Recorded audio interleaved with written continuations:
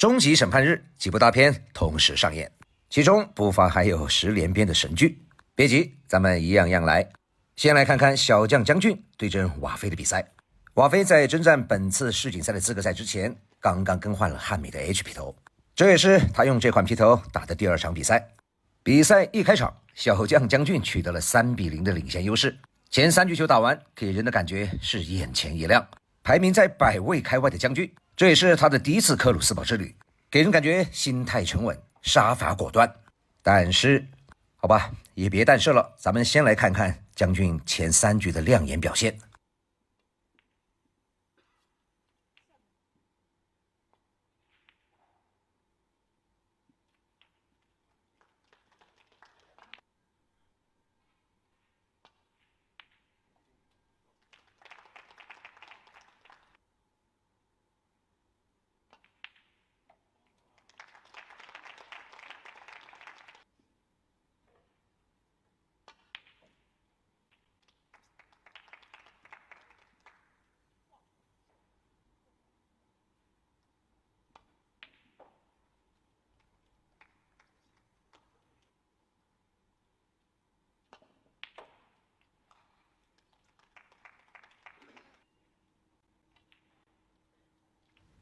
既有精准的长台，又有细腻的 K 球，这是排在100多位的将军，估计波斯王子也被打得有点蒙圈。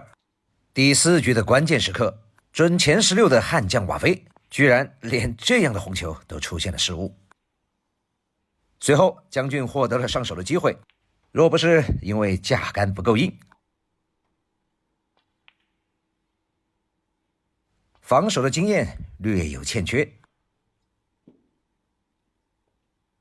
再加上真主安拉给了波斯王子一点点运气的眷顾，恐怕4-0的开局崩盘的就是瓦菲了。自打这一局之后，小将将军终究还是没能绷住，像最后一局这样的黑球失误频频出现不过终究瑕不掩瑜，第一次参加世锦赛的将军能有这样的表现已经相当惊艳了，总共轰出8杆破百，在所有的选手当中排名第1。虽然最终倒在了审判日，但是将军的世锦赛处子秀完完全全可以打90分。接下来呢，咱们也要给波斯王子送上一份祝福。大圣呢跟他私下还有一个约定，5月10号的广州台博会，大圣要跟他比赛射粉球，输了要罚酒的哦。兄弟们可能不太相信，大圣说他必输无疑，到时候咱们走着瞧。好，接下来咱们来看一部神剧大片，咱们的中国德比，吴一泽对阵施家辉。这2位小将可谓是年轻一代大圣的最爱，2个人的风格极为相似，只要有机会都属于宁死不防的那种。要说球风，可能吴一泽的打法更为飘逸，但是呢，心态也极不稳定。今天就死在这个飘上了。4-0的开局，再来看看第5局这颗关键的红球。高难度的红球保进，来看看白球。大圣相信此刻施家辉的心中定是万头神兽奔过，这是已经到了极限的崩溃边缘。同样还是这一局，来看看施家辉的这杆防守。你要说大问题吧，没有，毕竟白球沉底，最多黄球的力量轻了一点点。还记得大圣说刚才2个人的风格吗？都属于只要有机会都是宁死不防，往死了干。这个黄球绝对属于超高难度，此刻的吴一泽已经大疯了。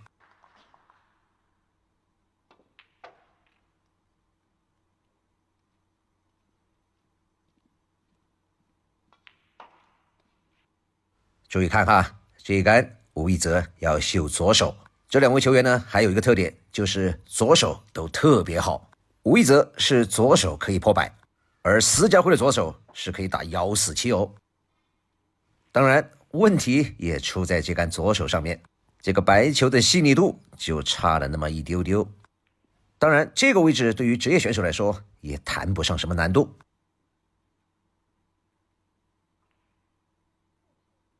但是就是这一杆难度并不大的篮球，竟然成了今天压垮吴一泽的第一根，也是最后一根稻草。说实话，当时施家辉上来打这个篮球的时候，大圣确实为他捏了一把汗。大比分落后，运气又差，人的心态呀，特别容易崩。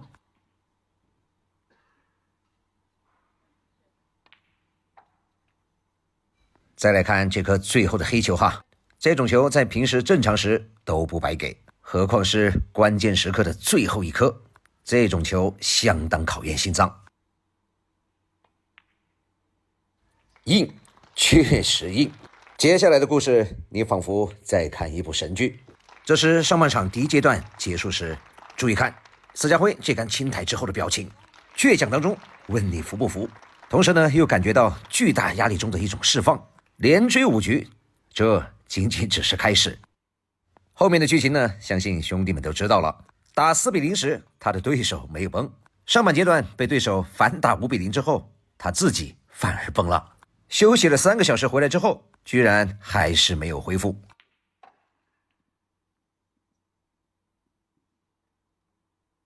咱们再来看一下最后阶段的这颗球。咱们中国人说福无双至，祸不单行，是有道理的。人呐，一旦走了背字，这个呀叫喝凉水都塞牙。想想4比0时施家辉的那颗红球，不也一样吗？那个时候上天眷顾的是吴一泽，如果那颗篮球不失误，今天的剧本可就完全不一样了。话说回来，机会都是留给有准备的人。那节杆如果施家辉不够硬，心脏没能绷住，那么最后的比分很有可能就是他被10比0了。好吧，不管怎么说，手心手背都是肉，感觉本次世锦赛施家辉像是在渡劫。管他呢，不管前方是天堂又或是地狱，咱们都要闯他一闯。